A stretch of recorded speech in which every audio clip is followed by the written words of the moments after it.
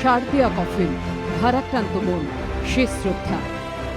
শুক্রবার সন্ধ্যায় দিল্লির পালাম বিমানবন্দরে যখন বিশেষ বিমানে এসে পৌঁছল পুলওয়ামা হামলায় শহীদ জওয়ানদের দেহ, তখন আগে থেকেই সেখানে হাজির রাহুল গান্ধী, রাজনাথ সিংহ, নির্মলা সীতারামনরা।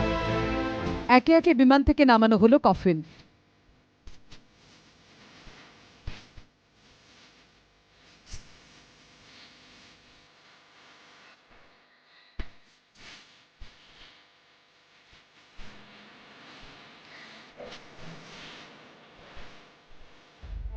শহীদদের শেষ শ্রদ্ধা জানালেন কংগ্রেস সভাপতি রাহুল গান্ধী। দেশের জন্য যারা প্রাণ দিলেন, হাত জোড় করে নতমস্তকে সেই বীরদের সম্মান জানালেন তিনি। তারপর একে একে স্বরাষ্ট্রমন্ত্রী, প্রতিরক্ষা মন্ত্রী, অরবিন্দ কেজরিওয়াল, তিন বাহিনীর প্রধান।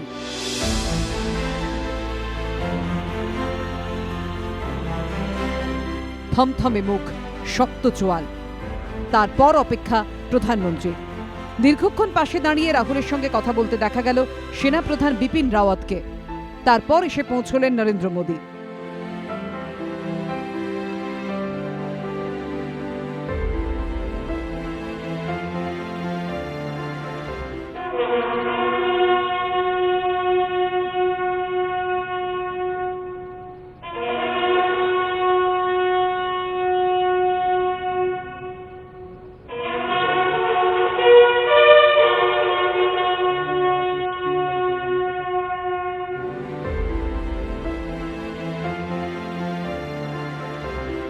শায়িত কফিনগুলি প্রদক্ষিণ করে শেষবারের মতো বীর যোদ্ধাদের রাষ্ট্রের তরফে সম্মান জ্ঞাপন করলেন প্রধানমন্ত্রী।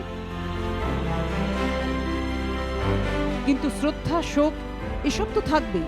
আসল প্রশ্ন হলো কিভাবে পাকিস্তানকে মোক্ষম জবাব দেয়া যাবে, কিভাবে জম্মু শ্রীনগর হাইওয়ের মতো স্পর্শকাতর রাস্তা, যা সবসময় নিরাপত্তার চাদরে মোড়া থাকে, সেখানে এত বড় জঙ্গিহানা ঘটাতে সক্ষম হলো জঙ্গিরা। প্রায় 250 কিলো বিস্ফোরক নিয়ে জঙ্গিরা ওত পেতে বসে থাকলো, অথচ কি করে গোয়েন্দারা ঘুণাক্ষরে টের পর্যন্ত পেল না। একসঙ্গে সিআরপিএফ এর এতগুলো গাড়ি প্রায় 2500 জওয়ানদের নিয়ে ওই রাস্তা দিয়ে ওই সময় যাবে, এই গোপন খবর জঙ্গিদের কে দিল?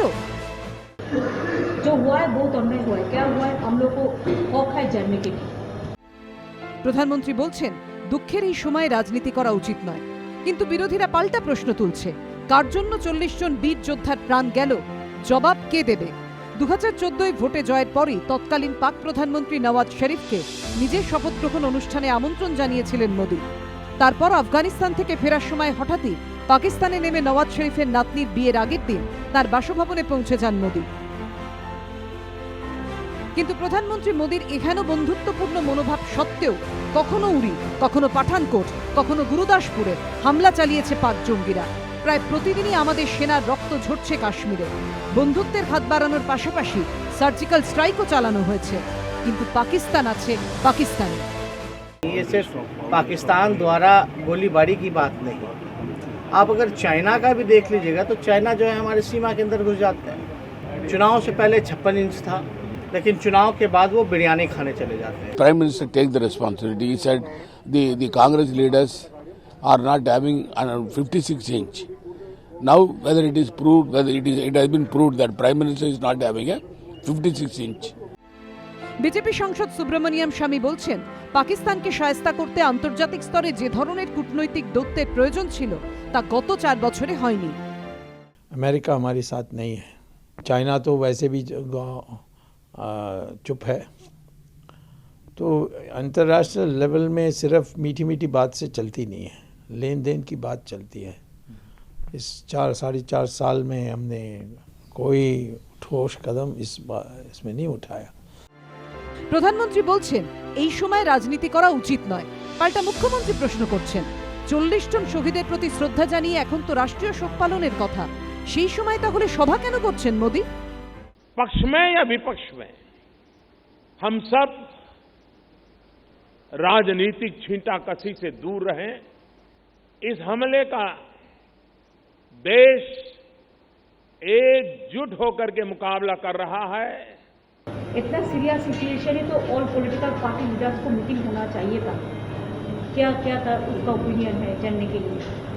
That is parliamentary party meeting, but now the Lok Sabha is over.